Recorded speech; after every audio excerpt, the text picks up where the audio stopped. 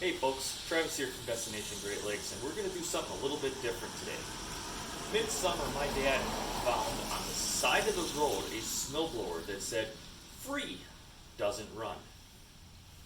I don't know about you, but that kind of concerns me.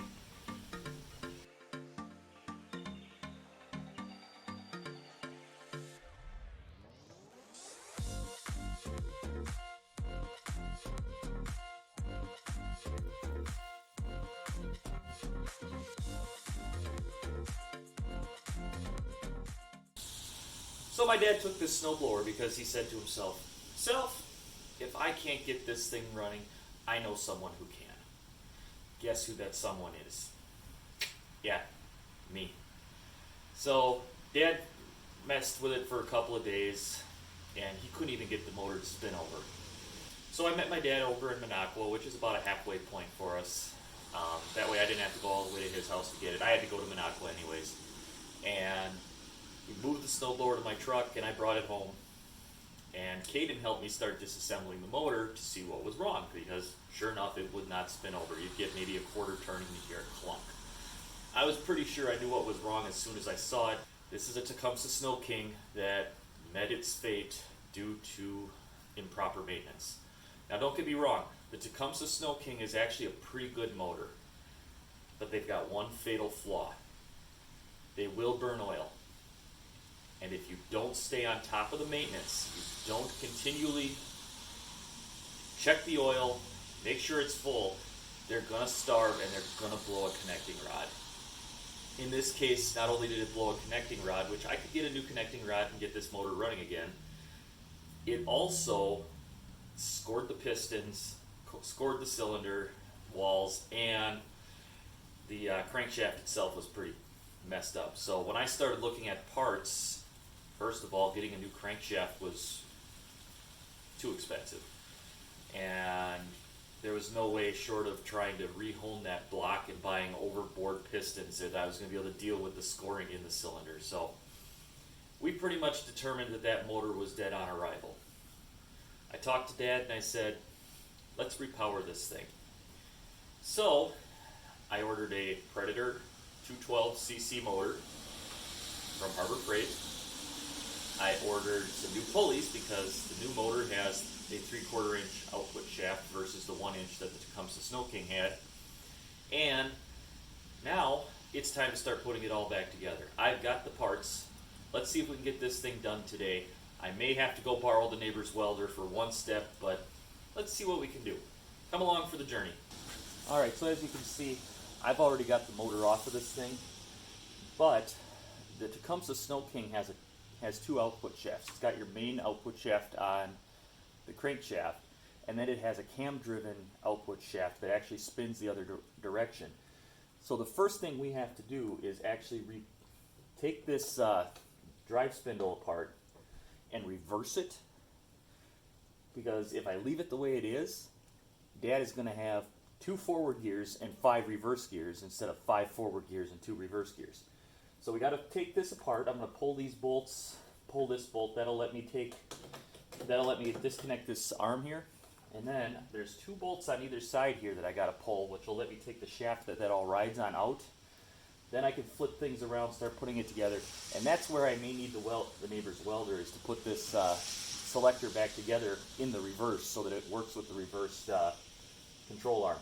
So I'm going to start taking things apart, and I'll be back with you in a little bit here. Alright, so I've got a 3/8 inch box wrench and a 3/8 inch ratchet, and we're going to pull this shaft here so that we can reverse this thing. Ow.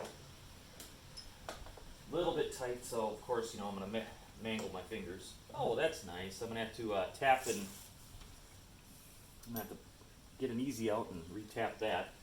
That just made this a little bit more difficult.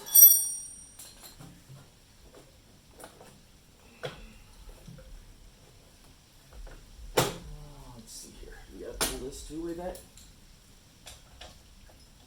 Thankfully, it's the same size. I'm going to get an extension.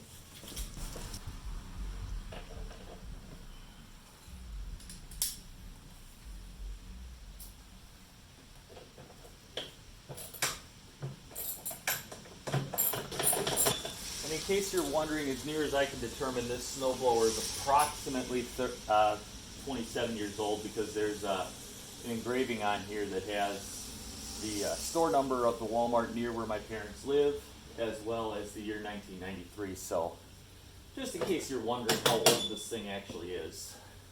I'm going to need a pry bar. Who needs a pry bar when you got a framing hammer?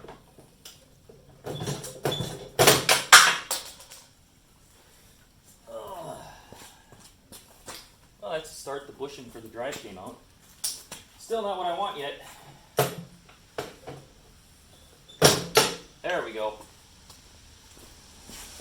Now we can take our extension and our 3/8, and we can disconnect this bracket in here. If I can get my 3/8 drive in there, I might have to find a slightly shorter extension. Alright, I'll be back. I gotta find a shorter extension. I know I got one around here somewhere.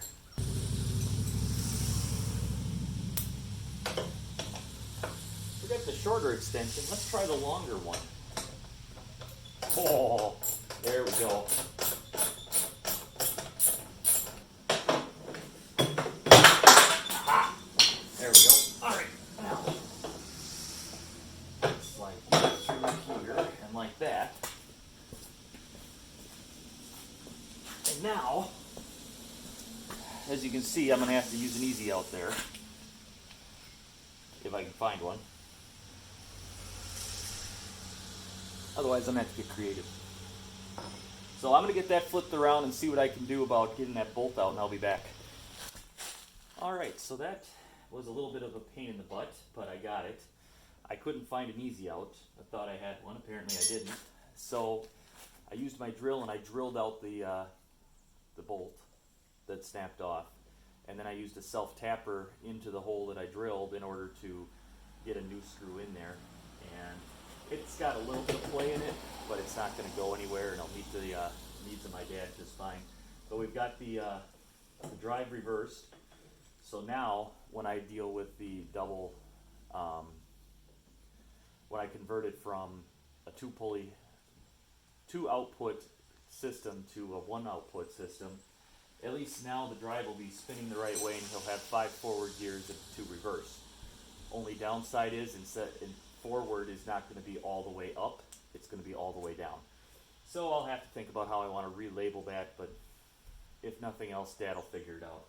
So I think we're ready, other than having to reverse this, to start looking at putting this thing back together. So I'm going to see what I can do about reversing this without bothering my neighbor for his welder, and then I'll be back. Alright, so I decided to spare you all the pain and anguish that is the fact that I'm not a welder. It took me quite a while to get this bracket reversed. A lot of it was grinding because, surprisingly enough, MTD Yard Machines, whoever it is that actually built this thing for Walmart, did a pretty good job of putting that bracket together. It took me close to an hour to get it apart. 5 minutes to weld it back together. I'm not a welder. So we've got this all put back together. I'm going to hook that top control arm back up, and we should be able to now slide the friction disc back and forth without any binding.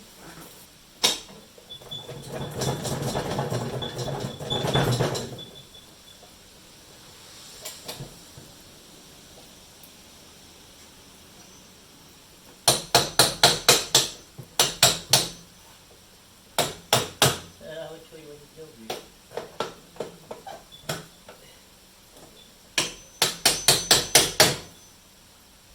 Hey.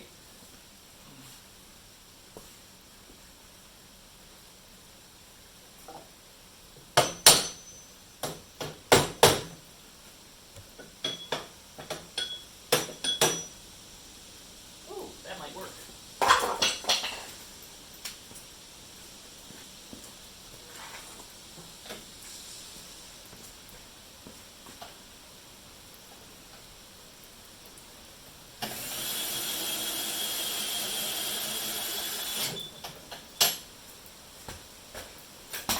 So, that should be full reverse.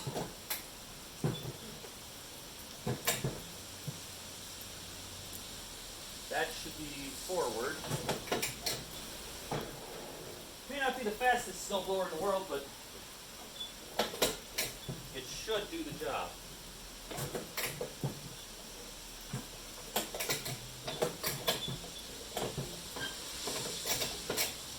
I guess we'll see what happens when we fire it up, eh?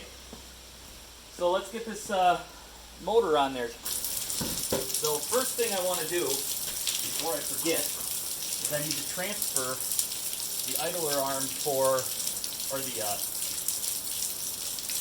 pulley tensioner. Rain, go away. Oh, you can't even see what I'm doing, can you? I'm sorry.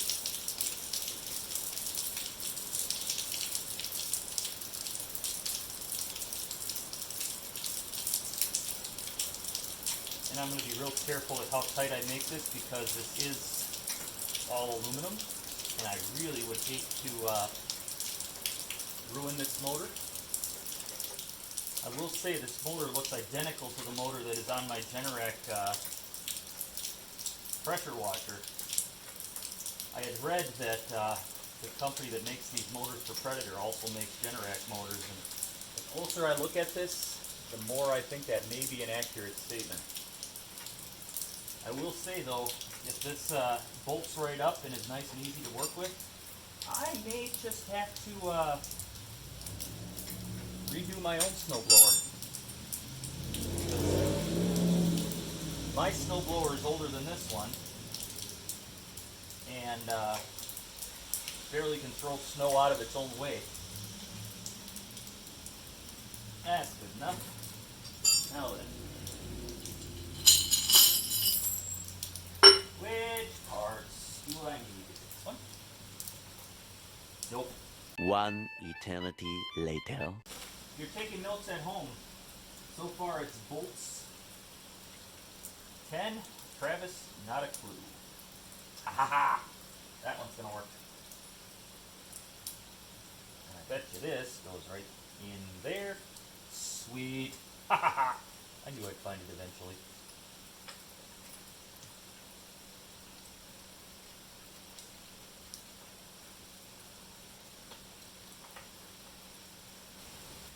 Now, as this pulls, that. Alright, let's get all these out of my way here. There's about 100 parts that I probably won't need because half of them came off the old Snow King. The other half, well, I suspect I'm going to be making a run to the hardware store in a minute here to get some nuts and bolts and thread locker for attaching this engine because there's no threads there. Alright, so we're back from the hardware store. I've got 4 bolts, 4 nylon lock washers, and 8 lock nuts, excuse me, and some washers. So I'm going to just real quick reach underneath this thing and get it kind of finger tight so we can tip it up on its end without the motor falling off. And then we'll tip it over and tighten everything up. And at that point, I think I can put the pulleys on and hopefully we can fire this thing up and see what happens. So bear with me for a few minutes here while I play contortionist and line all this up. Every video I have seen of people using these engines for repowering snowblowers has resulted in the snowblower being an absolute snow-throwing beast. So hopefully I have the same result with this.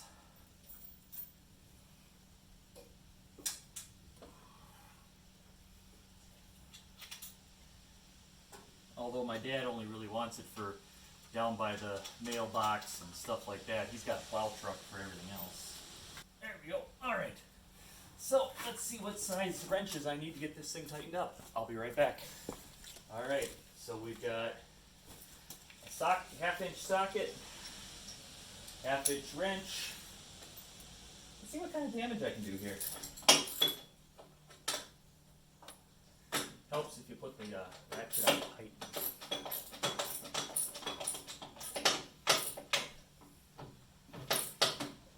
Somebody's grilling something. It smells really good over here. Whoever it is, I hope you deliver. Because you're making me hungry. There. That's better. Alright, so she's bolted on. One last step, and I think that's going to be to get the belts all set up. Because this belt likes to keep falling off.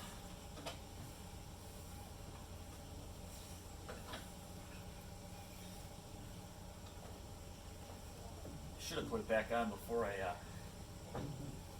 took this all apart, shouldn't I have? That would have made sense. I can't do that. There we go. Good. Alright, so we got new pulleys, 3/4 inch. I'll leave a link down in the description to the pulleys I bought for this project, because I'll tell you, they were harder to find than I thought they would be. You know, I need a Allen wrench here. Now comes the fun part, getting this all lined up.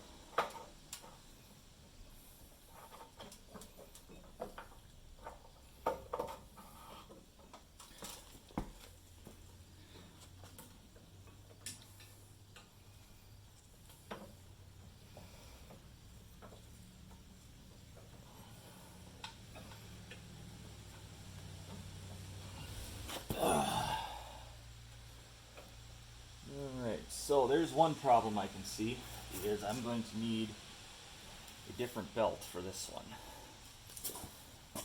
Because that pulley, which is for the drive, I might add, is not big enough, or is too big, I should say. Because this should be pulling that way.